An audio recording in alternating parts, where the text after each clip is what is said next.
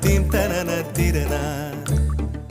நடந்தால் ஆறு எழுந்தால் அருவி நின்றால் கடலல்லோ, சமைந்தால் குமரி மணந்தால் மனைவி பெற்றால் தாயல்லோ. சிறு நதிகளே நதியிடும் கரைகளே கரை தொடும் நுரைகளே நுரைகளில் இவள் முகமே.